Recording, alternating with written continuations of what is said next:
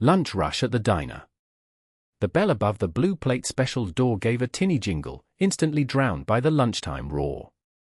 Aromatic steam puffed from the kitchen's maw, a savory blend of sizzling pork and acrid coffee.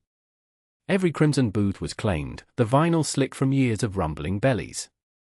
Blue-clad waitresses, name tags askew, danced through the packed aisles, balancing precarious towers of burgers and golden fries. Mark Davis navigated the organized frenzy. A blaring chorus of demands, "More Joe." "Check, please," assaulted his ears. Pad and pen in hand, he furrowed his brow, juggling orders, mentally calculating gratuities, and dodging a busboy battling a teetering pyramid of dirty dishes.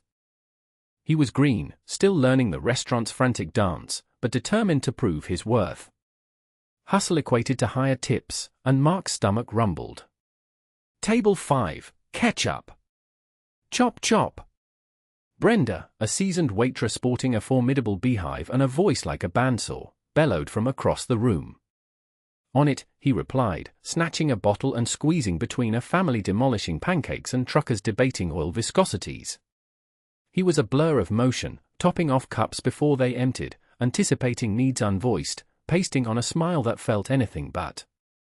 The lunch rush was a battlefield, and Mark intended to conquer it. Then, the bell chimed again. Mark's gaze snapped to the entrance, his practiced eye instantly sizing up the newcomer. An elderly gentleman, stoop-shouldered, his grey hair thinning, and his clothes bearing the faded hues of time. A worn denim jacket hung on his frame, a canvas bag drooped from his shoulder. Scuffed shoes, a face etched with life's roadmap of wrinkles. Terrific, Mark thought, a wave of annoyance rising. Just what I need. A slowpoke, likely a meager spender, squatting in a booth. He flashed his most polished, yet impatient, grin. "Just one?" he inquired, already subtracting the potential earnings lost from a four-person booth occupied by a solitary, tight-fisted patron. The man nodded, eyes of startling blue, surprisingly clear, meeting Mark's. A certain quiet dignity emanated from him, almost lost in Mark's snap judgment. "Booth 6 is open," Mark stated, gesturing dismissively towards a table relegated to the back corner. The Siberia of the restaurant, far from the window's light and close to the clamorous kitchen. He didn't offer to escort him, instead spinning to greet a gaggle of teenagers just arrived, wallets no doubt thick with spending money. The youngsters' laughter and chatter were a welcome sonic relief. He grabbed his pad, anticipating a hefty tip. He could almost taste it.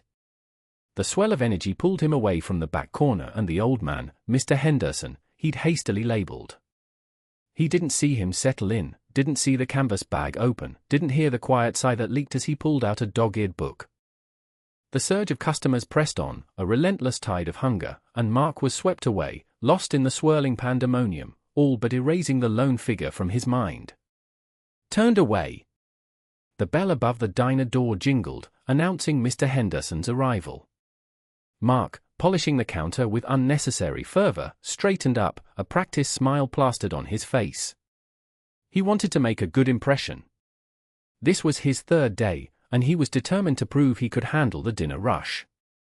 Mr. Henderson, shoulders stooped with age, shuffled in, leaning heavily on a carved wooden cane. His eyes, though clouded with age, still held a spark of warmth. "Good evening," he said, his voice a little raspy. "Table for 1, please." Mark's smile faltered for a fraction of a second. He glanced around the diner. 2 booths were empty near the window, and a lone table sat unoccupied in the back. But an idea, born of ambition and a touch of panic, bloomed in his mind. Turning away a customer would certainly free him up to focus on the tables he already had. "I'm so sorry, sir," Mark said, his voice laced with false regret. "We're completely booked for the evening. Fully reserved. Perhaps you could try again tomorrow?" Mr. Henderson's face fell. The warmth in his eyes seemed to dim, replaced by a flicker of something that looked awfully like disappointment. He peered past Mark, his gaze lingering on the empty booths. "Oh," he said quietly. "I see." He didn't argue, didn't try to plead his case. He simply nodded, a slow, deliberate movement. "Well, thank you anyway," he said, turning with a sigh. The bell jingled again as he exited, the sound almost mournful in the otherwise bustling diner. Leo, who had been refilling sugar dispensers near the back, watched the whole exchange unfold. He hadn't been close enough to hear the words, but he saw the way Mr. Henderson's shoulders slumped as he was turned away. He saw the lingering emptiness in the old man's eyes. A knot formed in Leo's stomach. He knew Mark was new, eager to please, but something about the interaction felt wrong. He glanced at the empty booths, then back at the door through which Mr. Henderson had disappeared. He wanted to say something, to call Mark out on what he suspected was a blatant lie. But the words caught in his throat. He was just a busboy, Mark was a waiter. Who would believe him? The guilt gnawed at him. He knew he should have done something, anything, to help Mr. Henderson. He imagined the old man, tired and hungry, wandering off into the night, searching for another place to eat. He slammed the sugar dispenser down on the counter, the sudden noise making Mark jump. "Everything okay, Leo?" Mark asked, his brow furrowed. Leo avoided his gaze. "Yeah, fine," he mumbled, grabbing another dispenser. He couldn't shake the image of Mr. Henderson's crestfallen face. He knew, with a certainty that settled deep in his bones, that he wouldn't forget this night. He just hoped Mr. Henderson would find somewhere warm and welcoming. A busboy's kindness. The clatter of silverware seemed deafening after Mr. Henderson shuffled out, head bowed, into the afternoon sun. Leo's stomach churned. Mark's dismissive smirk felt like a brand on his skin. He glanced at Mrs. Du Bois, but she was already barking orders at another server, oblivious. He couldn't shake the image of the old man's downcast eyes, the tremor in his hands. He wiped down table 7 with unnecessary force, the scent of lemon cleaner doing little to soothe his disquiet. He knew he couldn't just let it go. Not this time. "I'll be right back," he mumbled to Maria, grabbing the paper bag containing his lunch from the break room. "Emergency!" He burst out of the restaurant, scanning the sidewalk. Mr. Henderson wasn't in sight. Leo started walking in the direction he'd seen him go, his heart pounding a frantic rhythm against his ribs. The humid air hung heavy, thick with the exhaust fumes of passing cars. He hurried, searching every bench, every doorway. Finally, he spotted him. Mr. Henderson was sitting on a park bench beneath the shade of a sprawling oak tree, his shoulders slumped, his gaze fixed on the cracked pavement. Leo hesitated, the bravado he'd felt inside the restaurant faltering. What was he going to say? He took a deep breath and approached, the crunch of gravel beneath his worn sneakers announcing his arrival. "Mr. Henderson," he asked softly. The old man looked up, his eyes red-rimmed. He blinked, as if struggling to focus. "Oh," he said, his voice raspy. "It's you." Leo sat down on the bench, leaving a respectful distance between them. The wood felt warm beneath his jeans. I just wanted to say I'm sorry about what happened back there," he said, the words tumbling out in a rush. "Mark, he shouldn't have done that." Mr. Henderson sighed, a weary sound that seemed to carry the weight of years. "It's all right, son. I'm used to it." "It's not all right," Leo insisted, his voice gaining strength. He reached into his bag and pulled out his sandwich, wrapped in waxed paper. It was a simple thing, roast beef on rye, with a smear of mustard, but it was all he had to offer.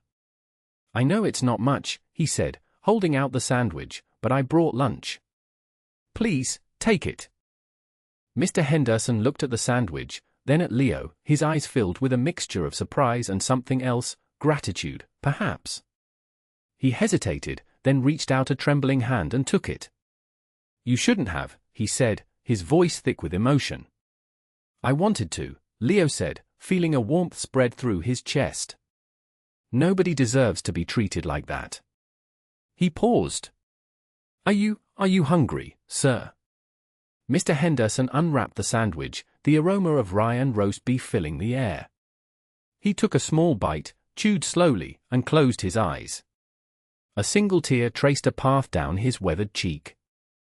This is very kind of you, son," he whispered. "Thank you." The Medal of Honor. Mr. Henderson accepted the sandwich with a grateful nod. "Thank you, young man. You didn't have to do this." He unwrapped it carefully, the scent of roast beef and horseradish filling the air. Leo shrugged, leaning against the brick wall of the alley. Seemed like the right thing to do. Besides, that kitchen makes enough sandwiches to feed an army. He watched Mr. Henderson take a small bite, savoring it. It's been a while since I've had something this good." Mr. Henderson chewed slowly, his eyes closing momentarily. He looked tired, deeply so, as if the weight of the world rested on his frail shoulders. They sat in silence for a few minutes, the sounds of the city, car horns, distant sirens, snippets of conversations, a constant hum around them. Leo found himself strangely comfortable, the unease he'd felt earlier fading. There was a quiet dignity about Mr. Henderson that commanded respect. "So," Leo began, wanting to break the silence, "what brings you to this part of town?" Mr. Henderson swallowed. "Just remembering, mostly. This used to be quite the neighborhood.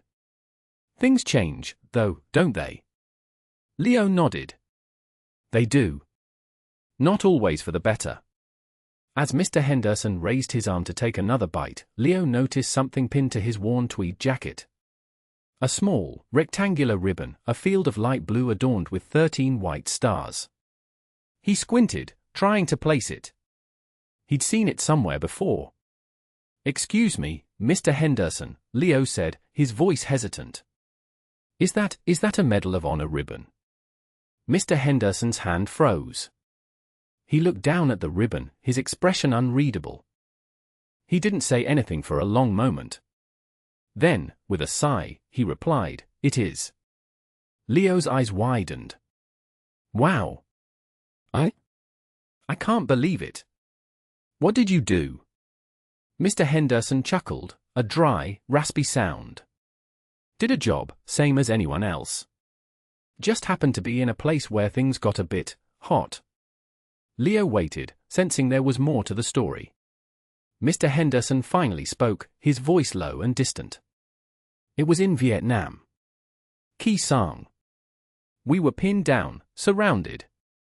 The enemy was relentless. I led a counterattack, cleared a path for the wounded to be evacuated. Lost a lot of good men that day." He paused, his gaze unfocused, lost in the memories. "They gave me that medal. Said I'd acted above and beyond. But all I did was try to keep my men alive."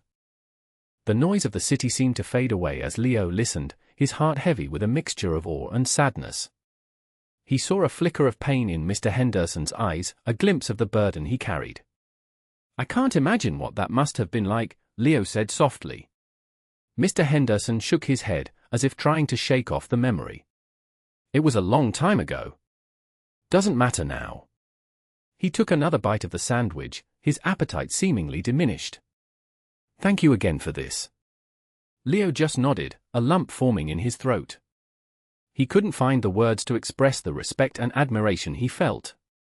This man, this unassuming, homeless-looking man, was a hero.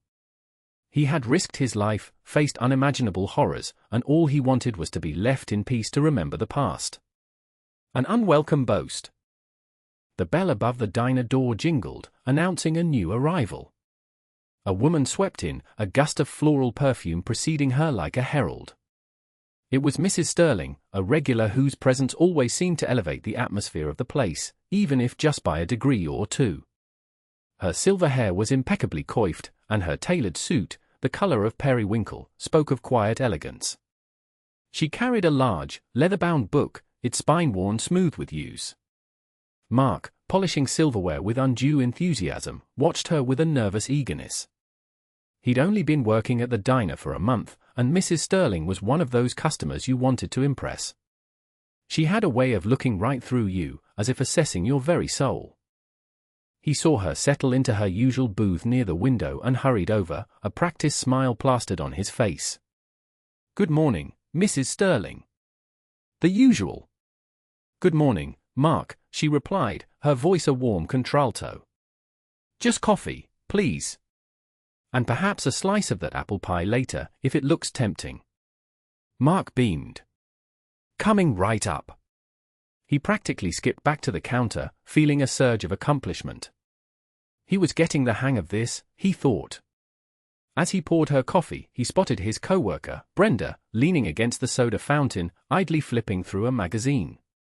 He couldn't resist the urge to share his moment of perceived triumph. Hey, Brenda, he said, a little too loudly. You missed some excitement earlier. That old guy, Henderson, came in. You know, the one who always sits in the corner and just orders water.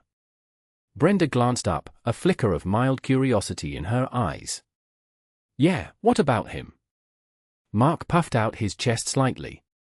Well, he tried to sit down, but I told him we were busy and that all the tables were reserved. He mumbled something and left. I think he got the message. Brenda shrugged. So? He's harmless. Just let him sit. Exactly, Mark said, missing the point entirely. But I'm making sure we keep the tables open for paying customers. Mr. Peterson was really happy when he saw that Henderson wasn't taking up a booth. I bet I'll get a bigger tip, thanks to me. He punctuated his sentence with a self-satisfied chuckle. Unbeknownst to Mark, Mrs. Sterling had perfect hearing. She'd been absorbed in her book, but Mark's voice, amplified by his own enthusiasm, had carried clearly across the diner. She lowered her book slowly, her brow furrowed. The warmth that had been in her eyes moments before had vanished, replaced by a distinct chill. She watched Mark as he swaggered back to the counter, oblivious to the impression he'd made. A deep frown etched itself onto her face. She took a slow, deliberate sip of her coffee, the clinking of the ceramic cup against the saucer sounding unusually loud in the suddenly quiet diner. Her gaze hardened, and she set down the cup with a sharp click.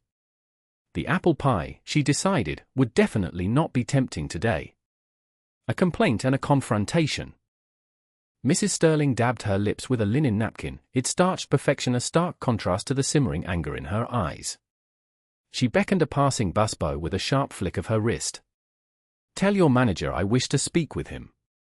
Immediately. The busboy, startled by the intensity in her voice, scurried away.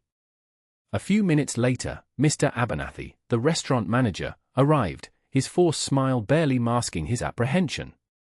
Mrs. Sterling, a pleasure as always. Is everything to your satisfaction? No, Mr. Abernathy, it most certainly is not. Her voice, though controlled, vibrated with indignation. I witnessed a deplorable act of disrespect and quite frankly, blatant cruelty, perpetrated by one of your waiters. Abernathy's smile faltered. I assure you, Mrs. Sterling, that's not the sort of behavior we condone here at the Gilded Spoon. Could you perhaps elaborate? She detailed the encounter with Mark, from his dismissive wave to his curt refusal to serve Mr. Peterson. She emphasized the man's age and frailty, and the sheer callousness of Mark's actions. Such behavior is unacceptable, Mr. Abernathy. It reflects poorly on your establishment and, more importantly, on the character of the young man in question. Abernathy's face tightened. I understand, Mrs. Sterling. I apologize profusely. I will address this matter immediately. He bowed slightly. Thank you for bringing this to my attention. He found Mark polishing cutlery near the service station. Mark, my office. Now. Abernathy's voice brooked no argument. Mark, sensing the shift in tone, felt a knot tighten in his stomach. He followed Abernathy, the clatter of silverware suddenly deafening. Abernathy closed the door, his face grim. I've just had a complaint, Mark. A serious one, from Mrs. Sterling. Mark's brow furrowed. Mrs. Sterling? I served her lunch. I thought everything was fine. It's not about her lunch, Mark. It's about your handling of another customer. An older gentleman. Apparently, you refused to serve him. Mark's cheeks flushed. He wasn't a customer, Mr. Abernathy. He was just sitting there. He didn't order anything. He looked like he couldn't afford anything. He gestured emphatically, his voice rising. "We're busy, Mr. Abernathy. I don't have time to cater to loiterers." Abernathy's eyes narrowed. "Loiterers? Is that how you see our customers, Mark? As nuisances to be shooed away? This isn't some back-alley diner, this is the Gilded Spoon. We pride ourselves on service, on making everyone feel welcome." But he wasn't spending any money. Mark retorted, frustration bubbling over. "I'm trying to make a good impression, to earn my keep. I can't do that if I'm wasting time on people who aren't even ordering." Abernathy sighed, rubbing his temples. "Mark, you don't understand. Mrs. Sterling is a very influential woman. She could make things very difficult for this restaurant. And frankly," he added, his voice dropping to a low growl, "your attitude is appalling. Do you have any idea who that man was?" The hero returns. The bell above the diner door jingled, announcing their return. Leo guided Mr. Henderson gently, his hand a steady presence on the old man's elbow. Mark, balancing a precarious stack of plates, nearly dropped them at the sight of their reappearance. His cheeks flushed crimson. I can explain," he stammered, setting the plates down with a clatter that silenced the lunchtime chatter. Leo raised a hand, a gesture of calm that belied the steel in his eyes. "Later, Mark. This gentleman needs a seat." He led Mr. Henderson to the booth he'd previously occupied, the red vinyl creaking in protest as they settled in. Mrs. Sterling, who had been mid-sentence in a heated discussion about property taxes, peered over her spectacles. "What's going on here, young man?" she demanded, her voice carrying across the diner. Leo stood tall, his gaze sweeping across the curious faces. He felt a swell of righteous anger, but he tamped it down, knowing that an impassioned outburst wouldn't serve Mr. Henderson. "This," he said, his voice clear and resonant, "is Mr. Henderson. And he deserves our respect." Murmurs rippled through the diner. Mark shifted nervously behind the counter, avoiding eye contact. Leo continued, "Mr. Henderson isn't just any customer. He's a veteran. He served our country with distinction. He's a decorated war hero." A hush fell over the room. Mrs. Sterling's jaw dropped. Even the fry cook, usually impervious to anything beyond the sizzling of his station, craned his neck for a better view. "He received the Silver Star for his bravery in Korea," Leo declared, his voice ringing with conviction. "He risked his life to save his entire platoon. He's a hero, right here, in our midst." Mr. Henderson, his face etched with a mixture of embarrassment and gratitude, ducked his head. "Now, son, that was a long time ago," he mumbled, his voice raspy. "It doesn't matter how long ago it was, Mr. Henderson," Leo insisted, his hand squeezing the old man's shoulder. "Heroism doesn't expire." The silence stretched, thick with disbelief and dawning realization. Then, slowly, tentatively, applause began to ripple through the diner. A lone hand clap, then another, and another, until a wave of appreciation washed over Mr. Henderson. Mrs. Sterling rose to her feet, her eyes shining with unshed tears. "Mr. Henderson," she said, her voice trembling slightly, "on behalf of everyone here, I want to thank you for your service.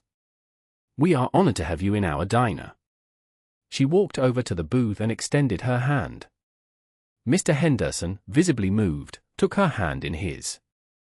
"Thank you," he said, his voice thick with emotion. Mark, his face still pale, rushed over with a fresh cup of coffee, his hand shaking as he placed it on the table. "Mr. Henderson," he stammered, I am so sorry. I didn't know." Leo nodded, a silent acknowledgement of Mark's apology. The air in the diner, moments before charged with tension, now hummed with a newfound respect. The aroma of coffee mingled with the sweet scent of redemption, a powerful blend that filled the space. A lesson learned. "He will have the best table available," Mrs. Sterling declared, her voice brooking no argument. She stood ramrod straight, her silver hair gleaming under the chandelier's light, fixing Mark with a gaze that could melt glacier. Mark stammered, but madam, those are reserved." UN reserve them, she retorted, her tone sharp but not unkind. Mr. Henderson deserves the respect of this establishment. He deserves the finest you have to offer. She gestured towards the elderly gentleman who stood quietly by the entrance, his shoulders slumped slightly. And I expect to see it done immediately. Mark swallowed hard. The manager was going to kill him.